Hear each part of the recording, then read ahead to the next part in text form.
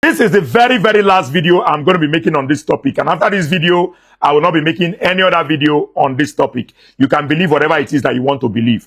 Now, in football, there are terminologies used in football. And most of these terminologies are used to describe an action. So, for example, when you say bicycle kick, it's a terminology used to describe an action.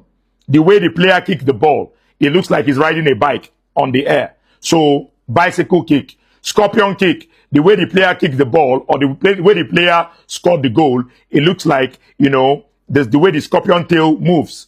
And things like that. There are different expressions in football, right? And there are words that have literal meaning.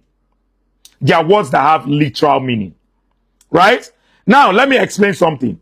When the coach was telling the player, you are going to be the false nine, the instruction is, you are not going to be the striker. I am going to play you as the false nine. Is simply, I am going to play you in a position that looks like you are the striker, but you are not the striker. You are going to be dropping deep to be helping the midfielders in the midfield to create chances so that the wingers can occupy the striking positions. That is the instruction of a false nine. So now, you are telling me that the instruction of a false nine states that you are not going to play as a striker. Then you are not still telling me that the false nine is a striker. How does it even make sense? The instruction of a false nine means that you will not be playing as the striker. It means that you are going to be dropping deep and assisting the midfielders in doing their job. You are going to be dropping deep, confusing the defenders, making the defenders feel that there is no striker to mark. Meanwhile, the wingers, the people who are going to play on the wing, are going to be running into those striking channels, thereby confusing the defenders.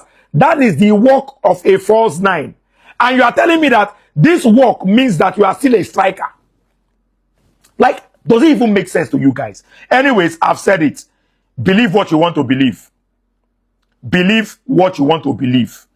The false nine is not a terminology used to express anything.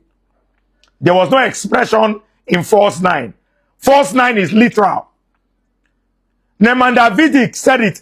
False nine is a fake number 9. Fake number 9.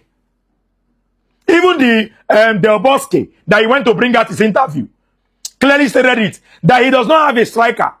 I don't have a striker that I like. So what am I going to do? I am going to make a make-believe striker out of Fabregas. And I'm going to put Fabregas in the striker position.